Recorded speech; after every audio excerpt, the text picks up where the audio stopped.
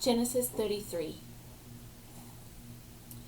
Jacob looked up and saw Esau coming, and with his 400 men. So he divided his children among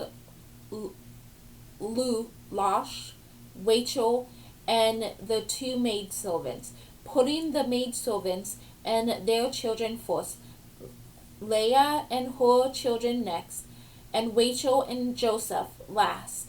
He himself went on ahead of them, bowing to the ground 7 times, until he reached his brother. Esau ran to meet him, embracing him and flinging himself on his neck, kissing him as he wept. Then Esau looked up and saw the women and children, and said, "Who are these with you?" Jacob answered, "They are the children with whom God has graciously favored your servant." Then the maidservants and their children came forward and bowed low. Next, Leah and her children came forward and bowed low. Lastly, Joseph and Rachel came forward and bowed low. Then Esau asked, "What did you intend with all these herds that I encountered?" Jacob answered, "It was to gain my Lord's favor." Esau replied, "I have plenty, my brother. You shall keep what is yours. No, I beg you, Jacob, if you will do me the favor, accept this gift from me, since to see your face is for me like seeing the face of God, and you have received me so kindly, accepting the gift I have brought you. For God has been gracious towards me, and I have an abundance, since he urged him strongly, else." Esau accepted. Then Esau said, "Let us break camp and be on our way. I will travel in front of you."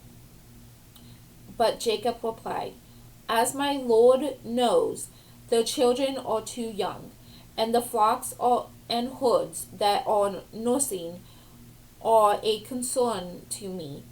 If overdriven for even a single day, the whole flock will die.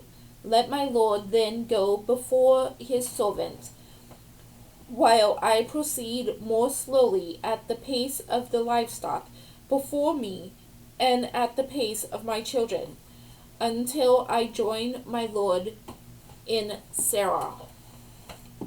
Esau replied, "Let me at least put at your disposal some of the people who are with me." But Jacob said, "Why is this that I am treated so kindly, my lord?" So on that day Esau went on his way back to Seir, and Jacob broke camp for Succoth. Then Jacob built a house for himself and made booths for his livestock. That is why the place was named Succoth. Jacob arrived safely at the city of Shechem, which is in the land of Canaan.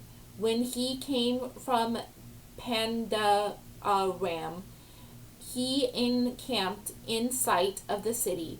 The plot of ground on which he had pitched his tent he brought for 100 pieces of money.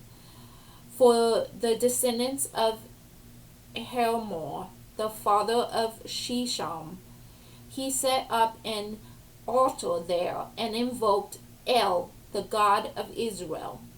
End of chapter 23.